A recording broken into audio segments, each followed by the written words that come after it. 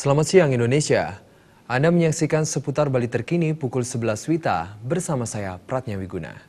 Kalangan legislatif di Gianyar mendesak Pemkab Gianyar bertindak tegas menutup toko-toko retail modern tak berizin alias bodong yang jumlahnya mencapai puluhan. Hal ini mendesak dilakukan terlebih legislatif banyak menerima keluhan jika keberadaan minimarket berjaringan yang menjamur hingga ke desa-desa berdampak pada penurunan retribusi pasar dalam beberapa tahun terakhir.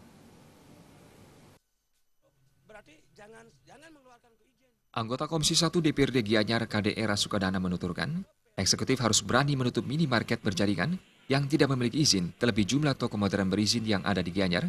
Saat ini jumlahnya telah melebihi kuota yang ada.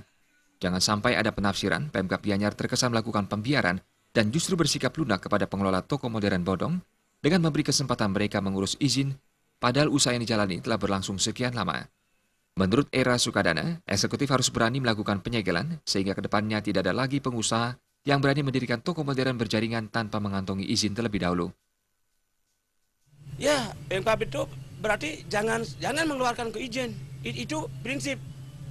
Karena kalau Pemkab mempunyai niat baik dan tidak mengesampingkan para sadar yang sudah bertahun-tahun, bahkan berpuluh-puluh tahun, beratus tahun, kita sudah hidup di pasar modern, pasar tradisional.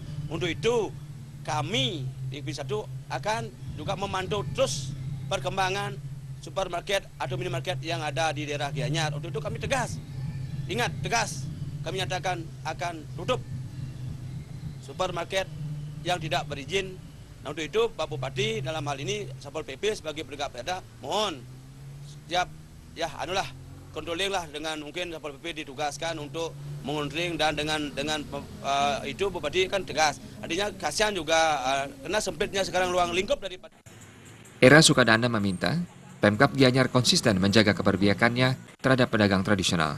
Jangan hanya pasar tradisional saja yang dibangun, tapi selanjutnya tidak diproteksi dengan kebijakan-kebijakan yang membuat mereka dipaksa bersaing dengan minimarket berjaringan yang dimiliki pemodal besar. Alit Sidi, Bali TV. Sekian seputar Bali terkini kali ini. Terima kasih untuk perhatian Anda. Salam Indonesia.